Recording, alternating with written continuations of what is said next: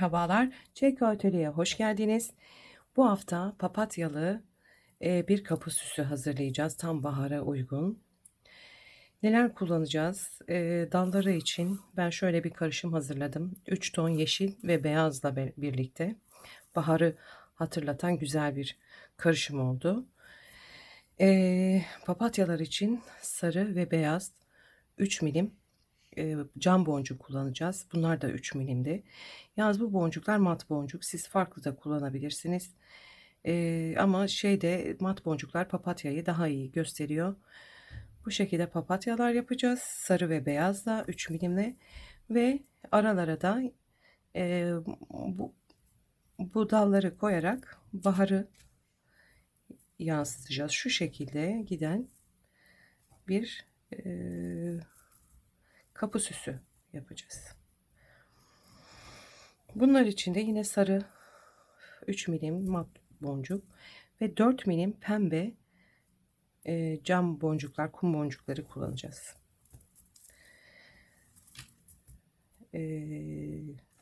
Dalları yapmak için ilk önce iki tane bundan hazırlayacağız. Yine bunlarla. Başka ne kullanacağız? 0,40 milim yeşil telimiz var.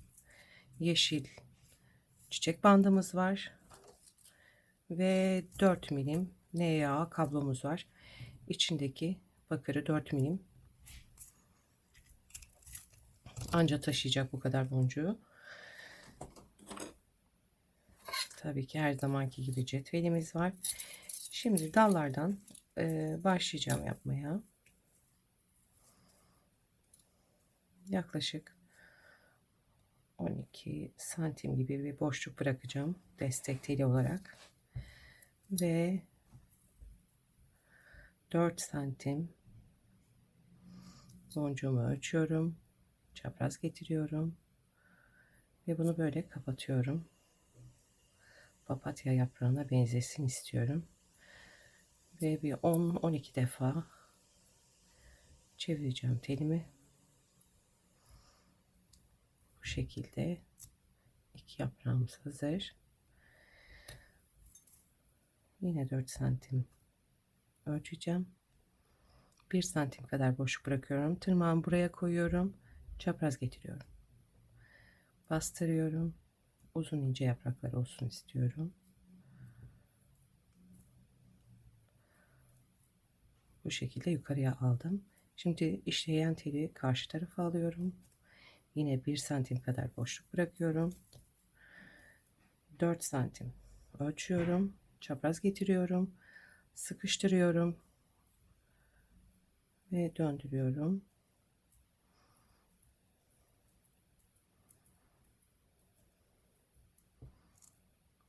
Bu şekilde 3 tane dalımızın yaprağı oldu. Bir 10 kere çevirerek diğer yaprakları yapmaya devam edeceğim. Yine 4 santim ölçüyorum. Çapraz getiriyorum. Bastırıyorum. Ve döndürüyorum.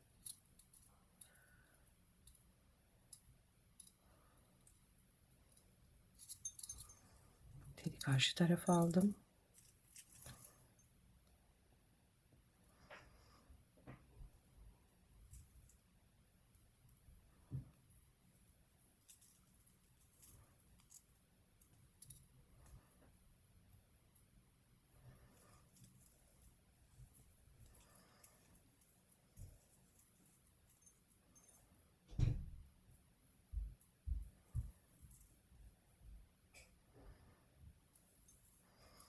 Ve 5. 6. yaprağımı da yaptım. Ve son bir yaprak daha yapacağım. Dal tamamlanmış olacak.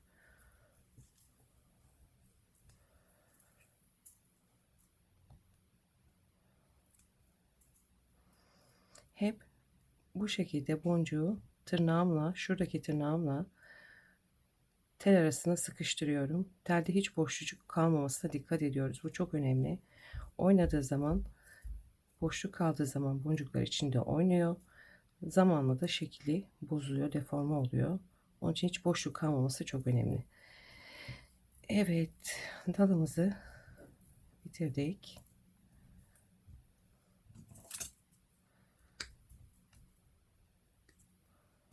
Şimdi de pembe boncuklarla bu parçaları yapacağız beraber. 2 tane yeşil dalı hazırladık. Pembeyi yapacağız. Sonra da sarıyı yapacağız. Bir 10-12 santim kadar boşluk bırakıyorum. Bir tek bunlar 4 milim boncuk. Diğerleri hepsi 3 milim. 5 tane boncuğu alıyorum. Böyle bir çiçek görüntüsünde oluyor. Yaklaşık 16 kere falan çeviriyorum. Ve ikinci çiçeği yapacağım.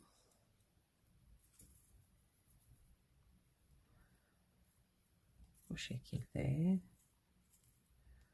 oldu. Bir 10 kere çevireceğim.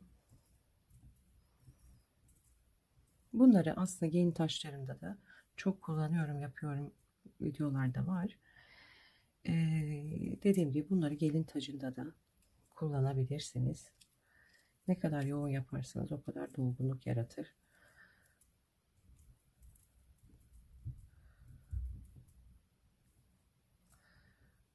Yine 5 boncuk alıyorum.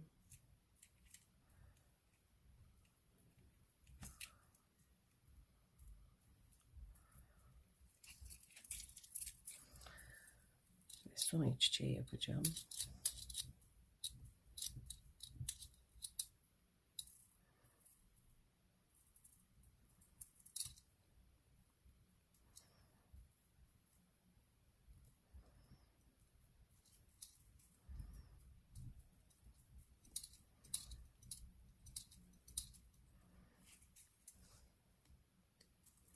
Şimdi de pembe yaptıktan sonra şu sarı dolgun top top durur bunlar. Çok güzel dolgunluk verir. Bunu ben gelin çiçeklerinde de, gelin buketlerinde de, aynı zamanda taçlarda da çok kullanıyorum.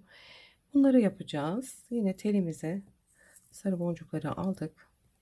Yaklaşık 12-13 santim kadar boşluk bırakacağız. Ve 2 santim ölçüyoruz.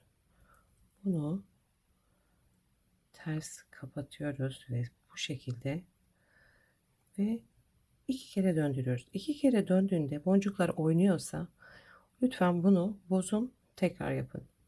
Çünkü bunda sıkı olması çok önemli. Yoksa bu, tam bu top gibi görüntüyü elde edemezsiniz.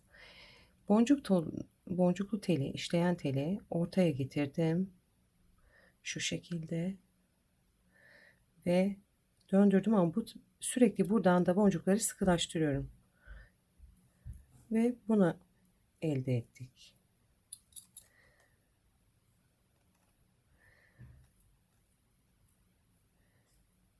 Bir 15-20 kere kadar çevireceğim.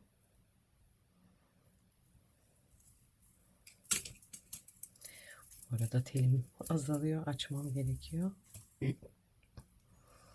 Evet, ilk topumuzu yaptık. Şu şekilde gözüküyor. Böyle dolgun, güzel, top top bir görüntü yaratıyor. Yaklaşık 1,5-2 santim kadar buradan tutuyorum. Tırnağımı koyuyorum. Yerini belirliyorum.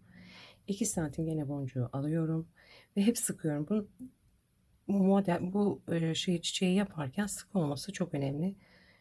Güzel durmuyor yoksa. 2 tane 2 kere çevirdim. Boncukları sürekli buradan iterek ortaya getiriyorum ve çeviriyorum.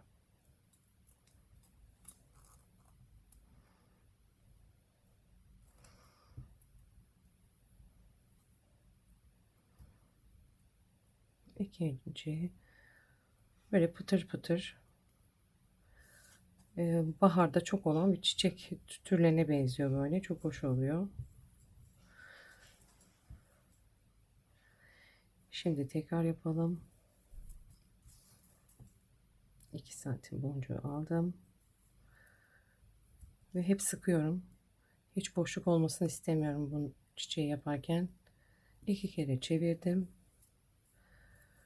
Boncukları sürekli iterek teli ortaya aldım. Çevirdim. Tam tur döndürdüm.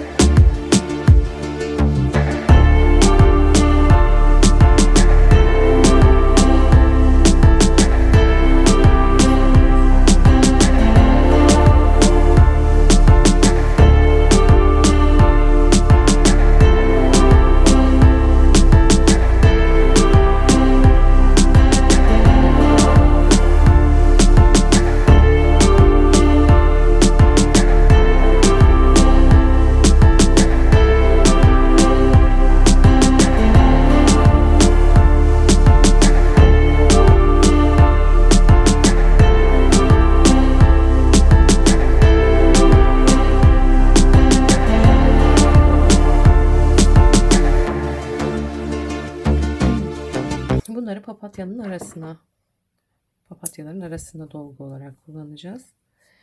Ve şu şekilde hepsini birleştireceğiz. Önce yeşilleri birleştirelim.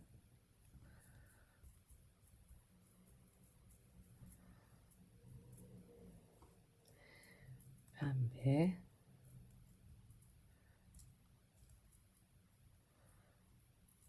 Ve sonunda sarıyı.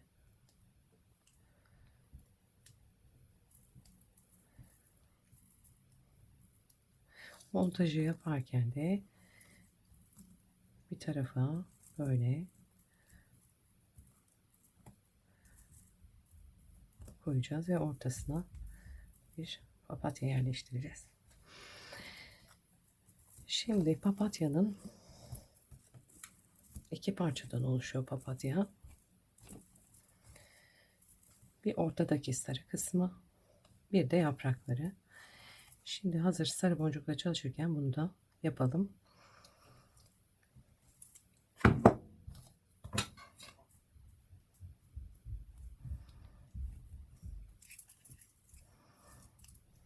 Bir 15 santim kadar boşluk alıyorum. Bu şekilde çeviriyorum. Yaprak yaparken hep bu şekilde çalışıyoruz. Burada bıraktığım boş teli montaj için kullanacağız.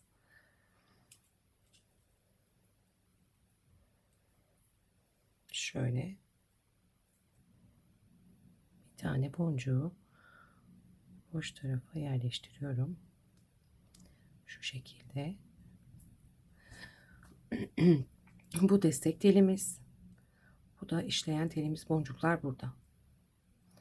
Şu bir tane boncuğun etrafını dönecek gibi yaklaşık 4 tane boncuk.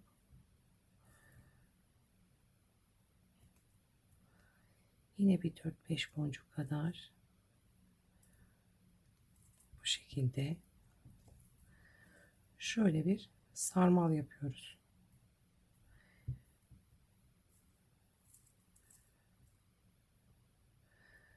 Buradaki tele kadar getiriyoruz sıkarak.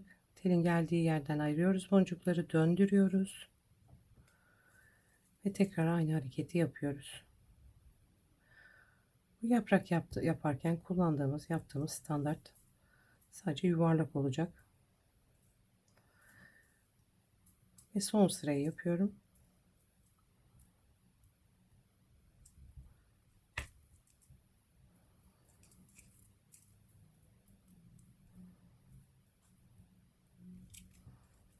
Böylece elimizde bir yuvarlak oldu.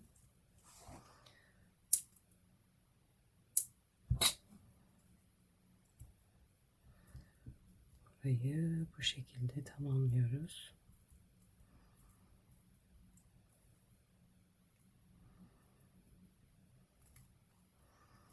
Papatyanın ortasını hazırladık. Şimdi bu yaprakları hazırlayıp bunu da bunun üstüne monte edeceğiz. Evet, şimdi de papatyamızın yapraklarını yapacağız.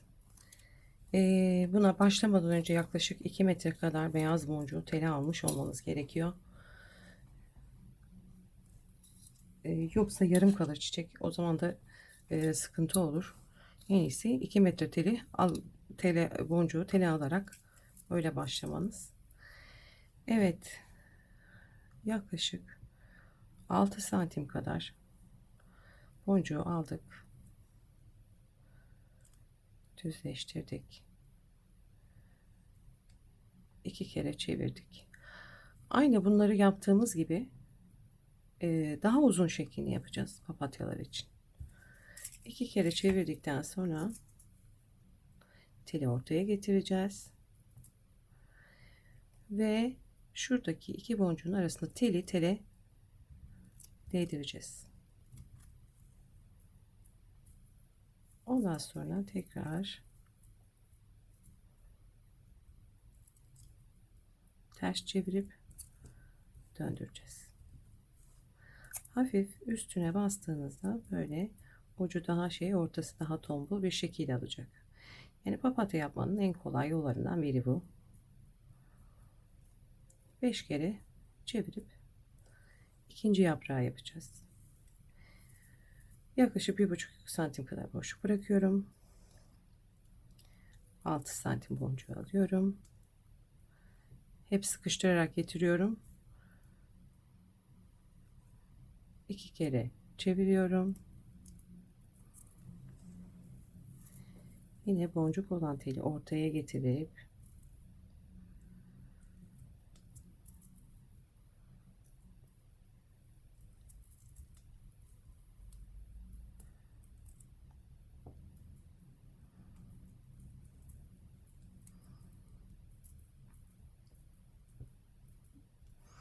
hafif bu ortasına basınca tombalaşacak burası. Bu şekilde yak 10 tane sayalım. 2, 4, 6, 8, 10 tane yaprak yapacağız. Bir tane daha yapayım. Yaprağı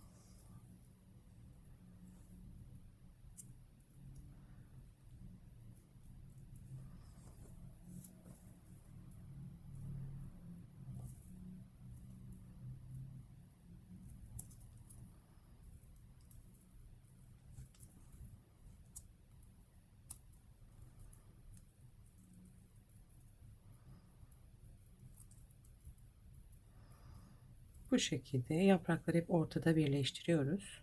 Tel kısmını. Bunun gibi böyle 10 tane yapıyoruz ve ayırıyoruz. Şu şekilde bir şey elimize geliyor, oluşuyor. Bunu da hepsini kapatıyoruz ve iki teli sıkıca birleştiriyoruz. İşte ortadaki boşluk kapandı. Şimdi daha önce yaptığımız bu tomurcuk kısmını bu şekilde üstüne koyuyoruz. Bu teli aşağıya alıyoruz. Bu teli de aşağıya alıyoruz. Hepsini bir araya getirip aşağıda birleştiriyoruz.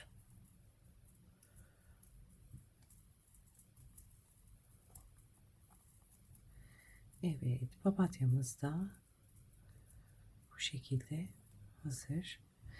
6 tane papatyamız var. Bunlardansa yaklaşık 40 tane var. Bunları hazırladıktan sonra hepsini montaj aşamasına geçeceğiz.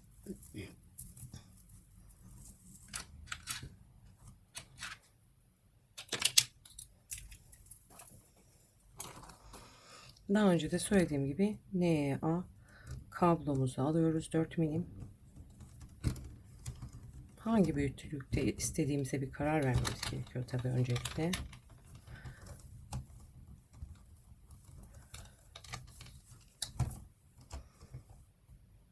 Yaklaşık şöyle bir boyut istiyorum ben.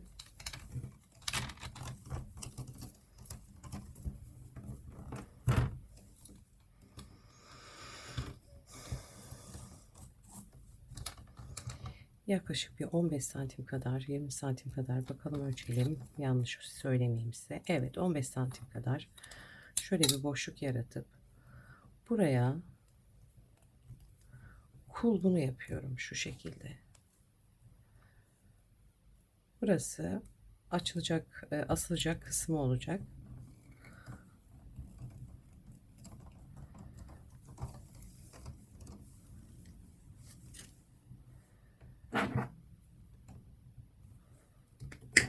Şimdi daha iyi göreceksiniz. Elimizde böyle bir tel olacak.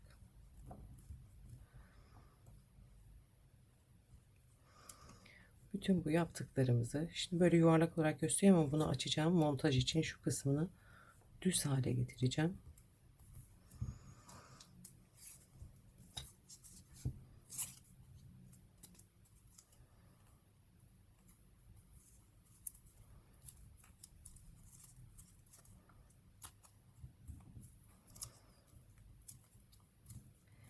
Yeşil bandımızla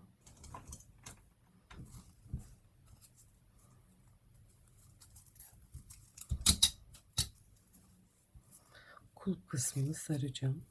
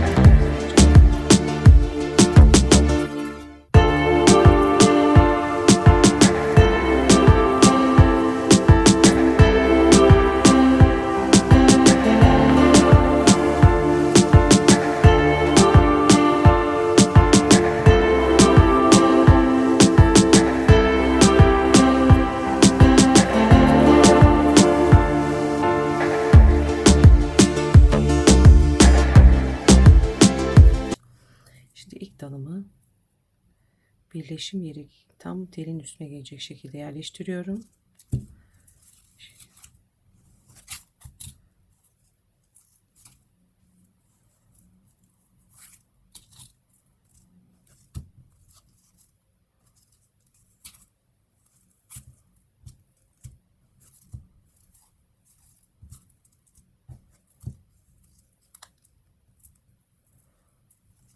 Ve şimdi de bir tane diğer tarafa bakar şekilde montaj yapacağım.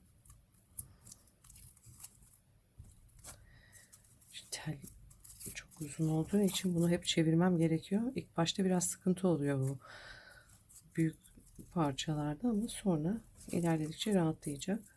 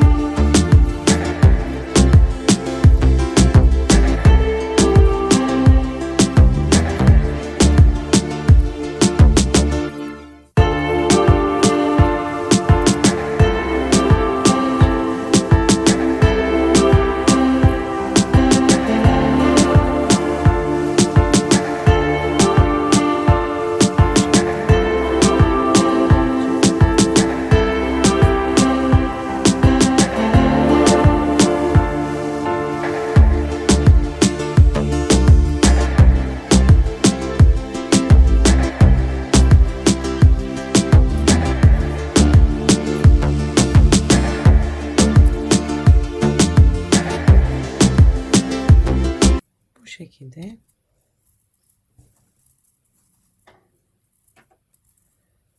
şöyle göstereyim. Tamamını ekleyeceğiz. En sonda şu kısmı hafifçe üst üste getirerek bezi tıbbi flasterle bu kısmı bantlayıp tamamlayacağız. Ama hep montaj aşamasındayken bu telin düz olarak yapıyoruz. Yaklaşık görüntü de böyle olacak. Bu şekilde devam edilecek. İzlediğiniz için teşekkürler. Yapmak isterseniz de kolay gelsin. Bir dahaki videoda görüşmek üzere.